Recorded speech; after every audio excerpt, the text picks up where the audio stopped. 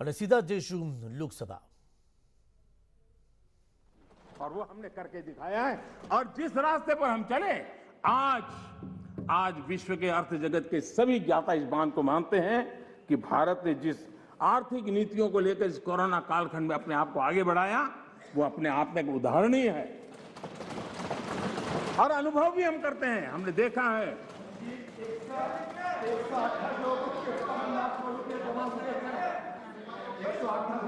मान्य जी, भारत आज दुनिया की, माननीय अध्यक्ष जी, भारत आज दुनिया की जो बड़ी इकोनॉमीज है उसमें सबसे तेजी से विकसित हो रही बड़ी अर्थव्यवस्था है। माननीय अध्यक्ष जी, इस कोरोना कालखंड में भी हमारे किसानों ने रिकॉर्ड पैदावार की, सरकार ने रिकॉर्ड खरीदी की। दुनिया के अनेक देशों में जहां खाने का संकट पैदा हुआ, और आपको पता होगा 100 साल पहले जो आपदा आई थी उसके जो रिपोर्ट है उसमें ये बात कही गई है कि बीमारी से मरने वालों की जैसी तादाद है वैसी भूख से मरने वालों की भी बड़ी तादाद है। उस समय के 100 साल पहले की रिपोर्ट में है। इस देश ने किसी को भूख से मरने नहीं दिया। 80 करोड़ से अधिक देशवासियों को मुफ्त राशन उपलब्ध कराया और आज भी करा रहे हैं। माननीय अध्यक्ष जी, हमारा total export historically highest record पर है और ये कोरोना काल में है। कृषि एक्सपोर्ट ऐतिहासिक रूप से टॉप पर पहुंचा है। सॉफ्टवेयर एक्सपोर्ट नई ऊंचाई तरफ बढ़ रहा है। मोबाइल फोन एक्सपोर्ट अभूतपूर्व वृद्धि हुई है। डिफेंस एक्सपोर्ट, कईयों को परेशानी हो रही है। ये आत्मनिर्भर भारत का कमाल है कि आज देश डिफेंस एक्सपोर्ट में भी अपनी एक पहचान बना रहा है। एफडीआई और एफपीआई, माननीय अध्यक्ष जी,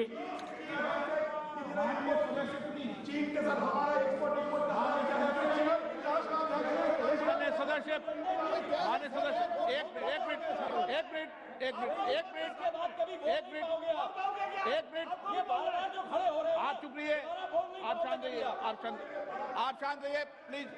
माननीय सदस्य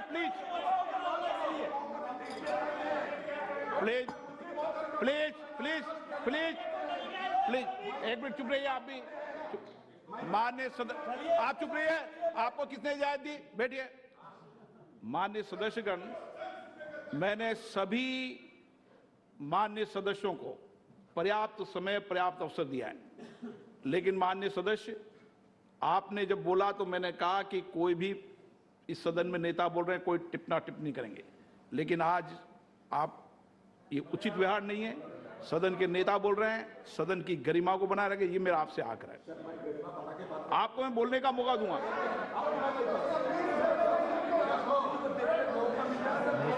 ठीक है, आप बैठिए, आपको मौका नहीं दिया मैंने। माननीय प्रधानमंत्री प्लीज, माननीय अध्यक्ष जी, आपको मौका। माननीय सदस्य प्लीज, माननीय आप अध्यक्ष जी, समझाएंगे। आप पूरा सुनो, सब समझाएंगे। सदन में थोड़ी बहुत टोका टोकी तो आवश्यक होती है, जरा गर्मी रहती है, लेकिन जब सीमा के बाहर जाता है तो जरा लगता है कि हमारे साथी ऐसे हैं। माननीय अध्यक्ष जी, उनकी पार्टी के एक एमपी ने चर्चा की शुरुआत की थी और यहां से कुछ छोटा मोटा नोकझोंक चल रहा था और मैं मेरे कमरे से स्क्रीन पे देख रहा था कि हमारे मंत्री प्रहलाद जी पीछे गए, सबको रोका और वहां से चैलेंज आई कि अगर हमें रोकोगे तो तुम्हारे नेता का ये हाल करेंगे। क्या इसी का ये हो रहा है क्या? आपको माननीय माननीय अध्यक्ष जी, माननीय अध्यक्ष जी,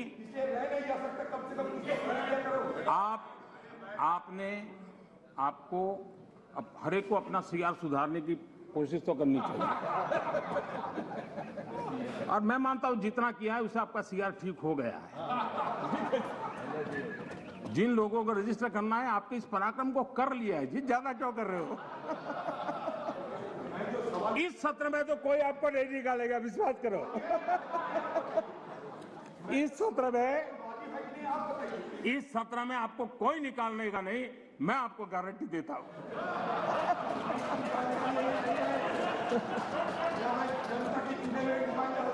ठीक है, इस जगह से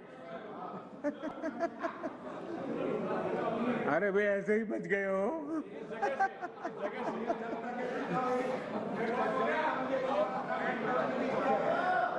माननीय अध्यक्ष जी, एफडीआई और एफपीआई का रिकॉर्ड निवेश आज भारत में हो रहा है। रिन्यूएबल एनर्जी के क्षेत्र में आज हिंदुस्तान दुनिया के टॉप 5 कंट्रीज में है।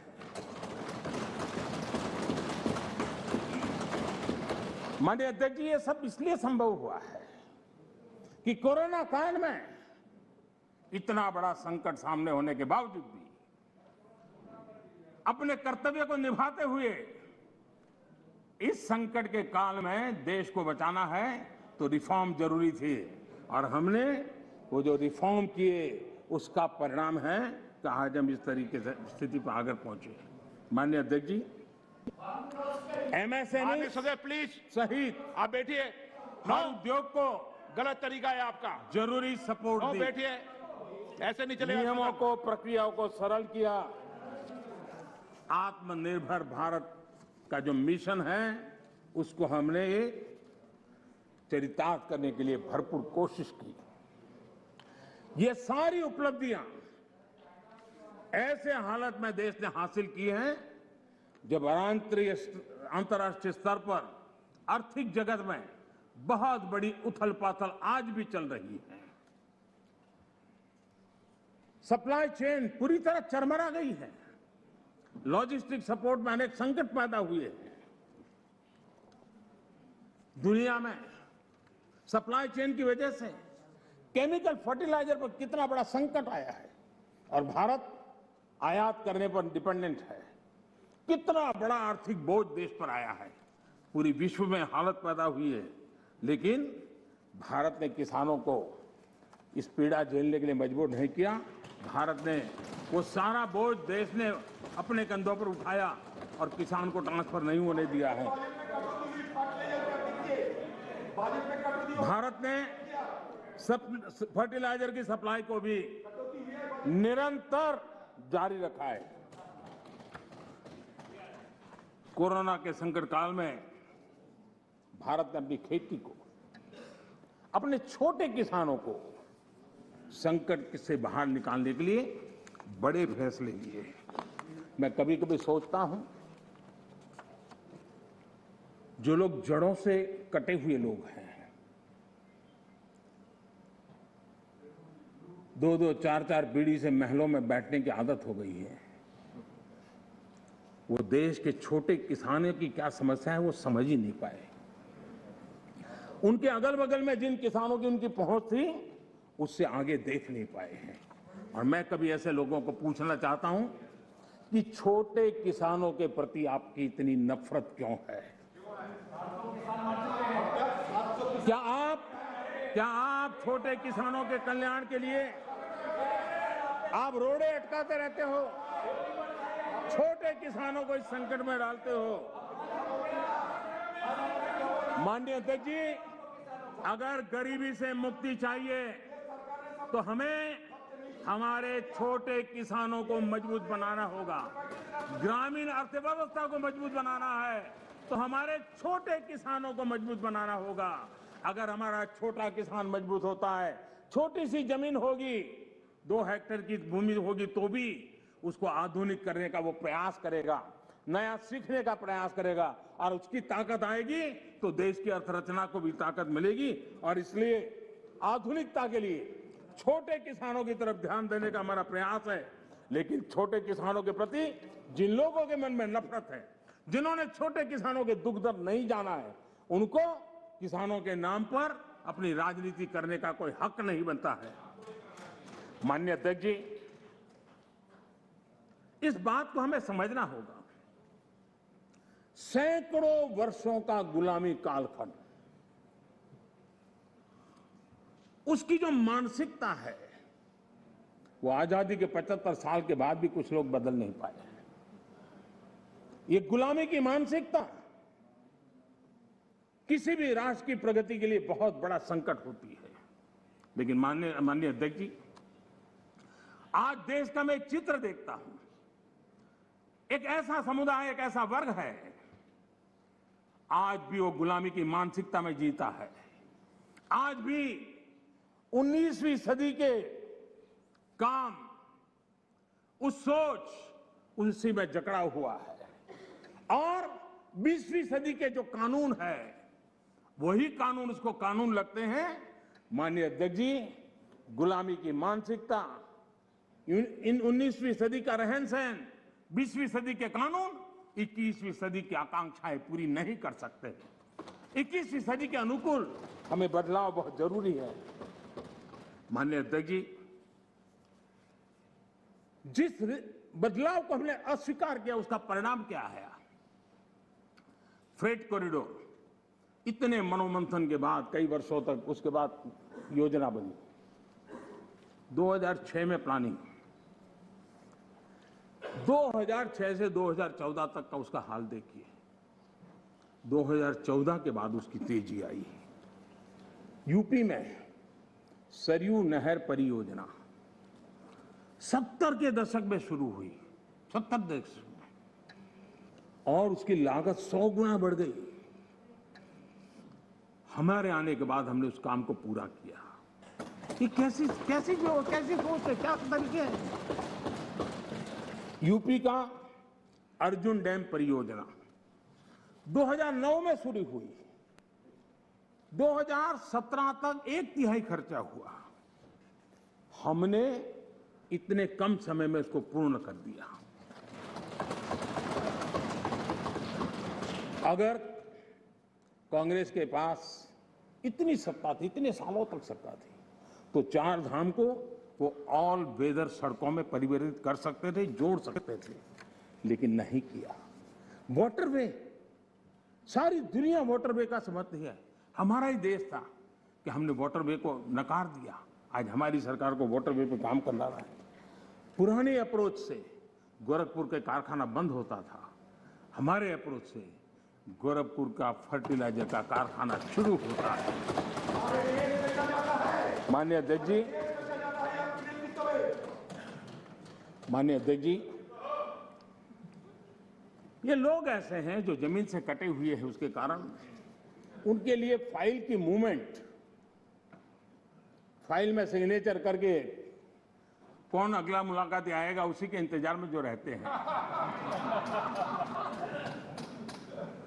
आपके लिए फाइल सब कुछ है, हमारे लिए 130 करोड़ देशवासियों का लाइफ महत्वपूर्ण है। आप फाइल में खोए रहे, हम लाइफ बदलने के लिए जी जान से जुटे हुए लोग।